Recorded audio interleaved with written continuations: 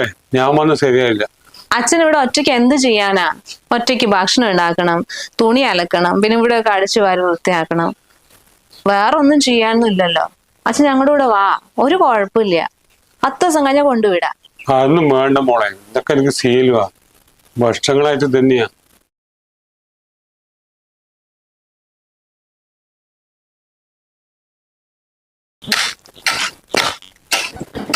ഇത് കൈലാസമ്മേ,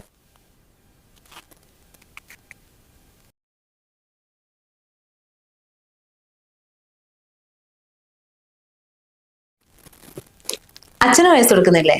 ഏയ് അതൊന്നും വേണ്ട. അച്ഛന് വല്ല 100-100 വേണമെങ്കിൽ അമ്മേന്റെ ഇത് വാങ്ങിക്കോളും. അല്ലെങ്കിൽ അച്ഛനത് ചെലവാണല്ലേ. അത് നിങ്ങളാണോ തീരുമാനിക്കേണ്ടത് അച്ഛന് ചെലവുകളൊന്നും ഇല്ലാന്നുള്ളത്? അച്ഛന് എന്തൊക്കെ ആവശ്യങ്ങൾ ഉണ്ടാവും, അതിനെല്ലാത്തിനും അമ്മേന്റെ പുറകെ പോയിട്ട് ഇങ്ങനെ പൈസ വയ്ക്കേണ്ട കാര്യമുണ്ടോ?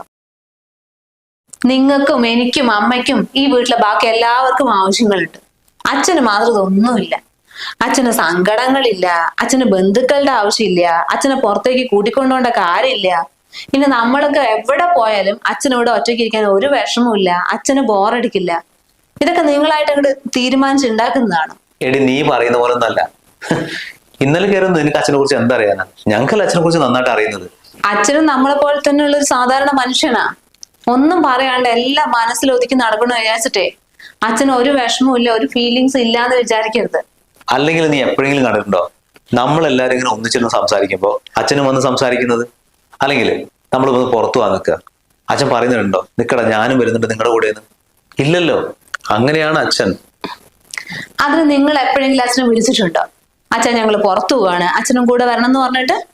അല്ലെങ്കിൽ ഒരുമിച്ചിരുന്ന് സംസാരിക്കുമ്പോ അച്ഛൻ ഒരു കാര്യം പറയാണ്ട് അച്ഛനും വന്നിരിക്കുന്നു പറഞ്ഞിട്ട് എപ്പോഴെങ്കിലും അച്ഛനെ സംസാരിക്കുന്നിടത്തേക്ക് വിളിച്ചിട്ടുണ്ടോ?